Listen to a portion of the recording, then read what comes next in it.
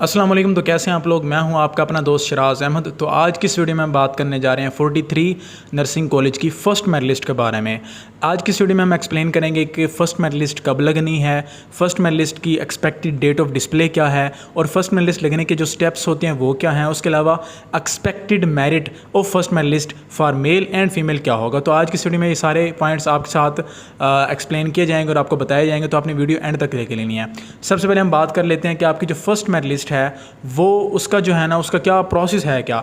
अब basically first merit list लगने से पहले जिन स्टूडेंट्स ने अप्लाई करने के टाइम कुछ गलत डॉक्यूमेंट्स अपलोड कर दिए थे या उनके डॉक्यूमेंट्स साफ़ नहीं थे या उनके डॉक्यूमेंट्स में कोई इशू था या उनके अप्लाई के टाइम जो उनकी डिटेल्स होती हैं उन्होंने गलत पुट की थी या उन्होंने किसी शॉपकीपर से अप्लाई करवाया और वहाँ पर बहुत ज़्यादा मिस्टेक्स आई और उनकी एप्लीकेशन में CNIC ऑलरेडी रजिस्टर्ड या उनकी एप्लीकेशन एक्सेप्ट एंड सबमिट नहीं हुई या उनकी एप्लीकेशन फाइनल सबमिशन की तरफ नहीं गई। तो ये बहुत सारे इश्यूज़ आए थे बच्चों को ड्यूरिंग अप्लाई। तो इन तमाम इश्यूज़ की वजह से उन सब स्टूडेंट्स को सबसे पहले ये मैं स्टेप्स आपको बता रहा हूँ कि किस तरह से आपकी मेरिट लिस्ट लगनी है। सबसे पहले उन सब स्टूडेंट्स को जिन्होंने अप्लाई के टाइम गलतियाँ की थी उनको एक मैसेज रिसीव होगा और उस मैसेज में लिखा होगा कि आपकी एप्लीकेशन रिजेक्ट हो गई है। वो मैं आपको बताऊँगा कि आपने उस एप्लीकेशन को दोबारा से गैजेट लिस्ट में किस तरह से ला सकते हैं और एप्लीकेशन को दोबारा से आप ठीक कैसे करवा सकते हैं, वो भी आपकी इस वीडियो में एक्सप्लेन किया जाएगा। तो सबसे पहले उनको एक मैसेज रिसीव होगा जिसमें उनको बताया जाएगा कि आपकी एप्लीकेशन जो है वो रिजेक्ट हो गई है। काफ़ी बच्चों को अब तक मैसेज रिसीव हो गया होगा और जिनको रिसीव नहीं हुआ तो उनको आज रिसीव हो गया होगा और कुछ स्टूडेंट्स को कल रात को मैसेज आ गया था। ठीक है, उसके बाद फिर आप लोगों को टाइम दिया जाएगा प्रॉपर, तकरीबन 8 से 7 दिन का टाइम है। वैसे मैं एग्जैक्ट आपको बताता हूँ कि कितना टाइम है। वैसे पहले जो टाइम दिया जाता था वो तकरीबन 2 या 3 दिन होते थे, लेकिन इस दफ़ा टाइम आपको ज़्यादा दिया गया है क्योंकि कॉलेजेस बहुत ज़्यादा दूर होते हैं। बच्चों के अप्रोच से बच्चे बहुत एक दूर दराज इलाकों से अप्लाई करते हैं तो उनके पास कोई कॉलेज नहीं होता, जिसकी वजह से उनके पास टाइम नहीं होता ना कि वो ट्रैवल करके उस कॉलेज में जाएं और वहाँ पे जाके अपना इशू रिजॉल्व करवाएं। पहली बात ये होगी कि उनको मैसेज रिजेक्शन का रिसीव हो जाएगा। उसके बाद वो बच्चे जो है ना वो उस अपनी रिजेक्टेड जो उनकी एप्लीकेशन है उसको ठीक करवाएंगे। उसके बाद फिर एक गैजेट लिस्ट डिस्प्ले होगी। गैजेट लिस्ट में उन तमाम बच्चों के नाम आएंगे जिनका पूरी एप्लीकेशन वेरीफाई हो गई होगी कि इनके कोई मिस्टेक नहीं है, इनका डॉक्यूमेंट साफ़ हैं, इनका कोई और इशू नहीं था। तो उन बच्चों को जो फाइनल अपनी करेक्शन करवा लेंगे ग्रीवियंस के थ्रू, तो फिर उसके बाद फिर आपका जो है ना गैजेट लिस्ट डिस्प्ले होगी। अब गैजेट लिस्ट में उन तमाम बच्चों के नाम आएंगे जिनका फाइनल लिस्ट में नाम आना है अकॉर्डिंग टू देयर मेरिट। अब ये जब हो जाएगा उसके कुछ दिनों के बाद आपकी जो फर्स्ट मेरिट लिस्ट है वो डिस्प्ले कर दी जाएगी according to your merit, according to your preferences. उसके बाद फिर फर्स्ट मेरिट लिस्ट डिस्प्ले होने के बाद फिर आपके पास 3 या 4 दिन का ज्वाइनिंग का टाइम होगा। फिर आप ज्वाइनिंग देंगे, फिर आपकी जो है ना ज्वाइनिंग हो जाएगी। उसके बाद फिर आपकी सेकंड मेरिट लिस्ट, फिर थर्ड, इस तरह से आपकी मेरिट लिस्ट लगेगी और आपकी प्रेफरेंस के अकॉर्डिंग आपकी अपग्रेडेशन भी होती रहेगी। सबसे पहले हम बात कर लेते हैं कि रिजेक्शन अगर आपको रिजेक्शन का मैसेज आ गया है तो फिर आप क्या करें और अगर आपको कोई मैसेज नहीं आया तो फिर आप क्या करें। सबसे पहले उन स्टूडेंट्स को जिनको रिजेक्शन का मैसेज आया है उनको मैं आपको यहाँ पे बता देता हूँ।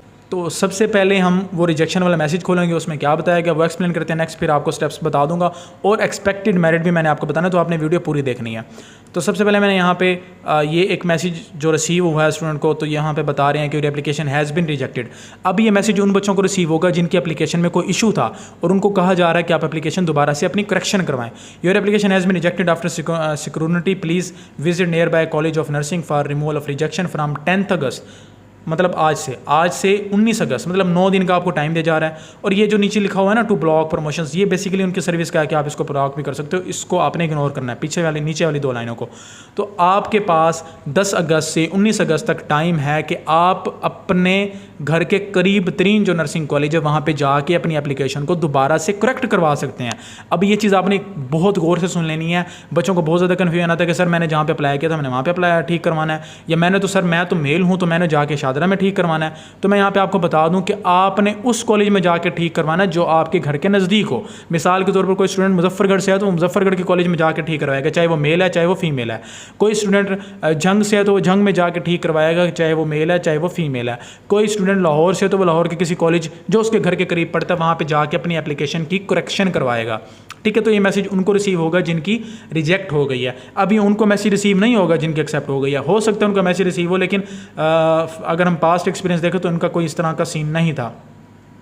अब होगा क्या, अब जब आप ये अपनी एप्लीकेशन को करेक्ट करवा लेंगे, ठीक है। आप अपने किसी भी नर्सिंग कॉलेज में जाके उसकी करेक्शन करवा लेंगे। आपके पास 19 अगस्त तक ये टाइम है, आप अपनी करेक्शन करवा सकते हैं। अगर आपकी एप्लीकेशन रिजेक्ट हो गई है, उसके बाद फिर आपकी एक गैजेट लिस्ट डिस्प्ले होगी। मीन्स 19 अगस्त तक तो ये चलना है, आपकी ये करेक्शन चलनी है, मीन्स ग्रीवियंस कमेटी के थ्रू आपकी करेक्शन होनी है। उसके बाद उसके तकरीबन 2 या 3 या 4 दिन के बाद आपकी फर्स्ट गैजेट डिस्प्ले होगी।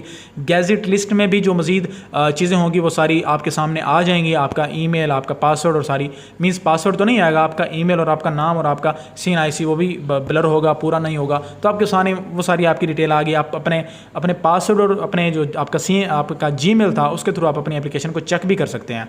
तो ये चीज़ हो गई। उसके बाद फिर उसके गैजेट लिस्ट के डिस्प्ले होने के 2-3 दिन के बाद फिर फर्स्ट मेरिट लिस्ट डिस्प्ले होगी अकॉर्डिंग टू योर प्रेफरेंसेस।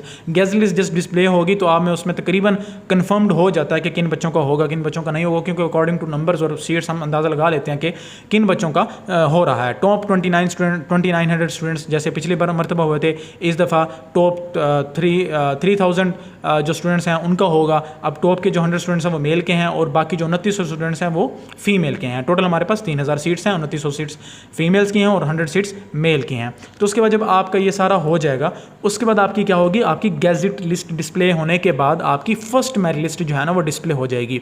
अब फर्स्ट मेरिट लिस्ट डिस्प्ले होने के तकरीबन 3 या 4 दिन के अंदर अंदर आपने ज्वाइनिंग देनी होगी। अगर आप उस कॉलेज में जाके रिस्पेक्टिव कॉलेज में जहाँ पे आपका नाम आ गया है, अगर आप वहाँ पे जा पे ज्वाइनिंग देते हैं देन ही आपकी एप्लीकेशन का प्रोसेस चलेगा। अगर आप वहाँ पे ज्वाइनिंग नहीं देते, मिसाल के तौर पर अब मेरा एडमिशन हुआ, मैं एग्जांपल दे रहा हूँ, मैं एक फ़ीमेल और मैं जो है ना मेरा एडमिशन हुआ झंग के अंदर और मेरा तो प्रेफरेंस थी service institute of medical sciences, या मेरी प्रेफरेंस थी फातिमा जना मेडिकल यूनिवर्सिटी, कोई भी थी। तो मेरा वहाँ पे नाम आ गया तो मैं घर बैठी रहूँ और मैं कहूँ कि यार मैंने ना मीन्स कि मैंने वहाँ पे नहीं जाना, मैंने तो मेरी प्रेफरेंस तो वो थी, जब मेरा नाम वहाँ आएगा तो मैं जाऊँगी। तो ऐसा नहीं होगा, फिर आपको उस कॉलेज में जाके एप्लीकेशन देनी पड़ेगी सबमिशन की, मीन्स आपकी ज्वाइनिंग आप कर लेंगे। उसके बाद फिर आप एप्लीकेशन के प्रोसेस में चल रहे हैं। अगर आप ज्वाइनिंग नहीं देते फिर आप एप्लीकेशन के प्रोसेस से आउट हो जाएंगे, आपका नाम आएगा ही नहीं। जब आप वहाँ पे ज्वाइनिंग दे देंगे फिर आपकी जो सेकंड मेरिट लिस्ट होगी उसके अंदर जो आपकी अपग्रेडेशन ऑटोमेटिकली उस कॉलेज में हो जाएगी, देन फिर आप उस कॉलेज में मूव कर सकते हैं। तो ये तमाम तरह डिटेल्स थी। तकरीबन अगर हम अंदाज़ा लगाएं तो आपकी 29 और 30 अगस्त तक आपकी जो है मेरिट लिस्ट डिस्प्ले हो जाएगी। अगर हर चीज़ बिल्कुल टाइम टू टाइम चलती रही और चीज़ें प्रॉपरली होती रहीं और कोई चीज़ डिले ना हुई तो फिर ऐसा हो जाएगा। लेकिन अगर हम पास्ट एक्सपीरियंसेस की बात करें तो बहुत ज़्यादा डिलेज आते थे, डेज एक्सटेंशन होती थी। जैसे आप लोगों को पता है कि हमारी अप्लाई की भी डेट एक्सटेंड हुई है 1-2 दफ़ा, और उसके अलावा और भी चीज़ें एक्सटेंड होती रहेगी पास्ट एक्सपीरियंसेस के अकॉर्डिंग। लेकिन इस दफ़ा उम्मीद ये की जा रही है कि विद टाइम सारी चीज़ें इवॉल्व हो रही हैं, वेबसाइट भी ठीक हो रही है, हर चीज़ एक ऑर्गेनाइज्ड मैनर में आ रही है। तो इसकी वजह से आपकी जो इस दफ़ा मेरिट लिस्ट है वो मोस्ट एक्सपेक्टेड ये है कि इसी मंथ के अंदर अंदर आपका तमाम तर ये जो टास्क है वो कंप्लीट हो जाएगा मेरिट का।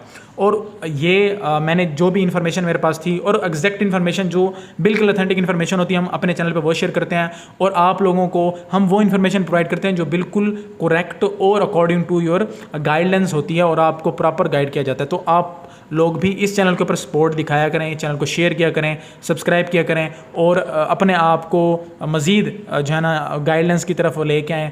और बाकी उम्मीद करते हैं आप लोगों को मेरी ये वीडियो अच्छी लगी होगी, और अगर अच्छी लगी है तो लाइक वाला बटन दबा दें और कमेंट्स में आप सवाल पूछें। जो आपके क्वेश्चंस होंगे ना इस वीडियो के नीचे जितने भी आप क्वेश्चंस करेंगे ना कि सर ये वाला क्वेश्चन, मैं उसकी Q&A वीडियो बना दूंगा और उसके हर क्वेश्चन को आपका एक्सप्लेन किया जाएगा। तो आप फेसबुक पे जाके पीडी मिनट सर्च कर सकते हैं, यूट्यूब पे जाके पीडी मिनट सर्च कर सकते हैं, वहाँ पे सर्च करके आप वीडियोस को देख सकते हैं। और इसके अलावा एक और न्यूज़ मैं आपके साथ शेयर करना चाहूँगा। आपके ऊपर यहाँ पे एक वीडियो भी आ रही हुई है, उस पर क्लिक करके आप उसको लाजमी देख लें। नर्सेज के लिए एक बहुत बड़ी न्यूज़ है कि वो उनको अब नर्स प्रैक्टिशनर का दर्जा मिल गया। मीन्स वो MSN करने के बाद as a nurse practitioner independently practice कर सकते हैं। तो वेलकम टू द फील्ड। और जिन लोगों का इस दफ़ा हो जाएगा उनको बहुत बहुत कॉन्ग्रेचुलेशंस और ऐसे ही सीजन करते रहें। तो मिलते हैं नेक्स्ट वीडियो में, तब तक के लिए अल्लाह हाफिज़।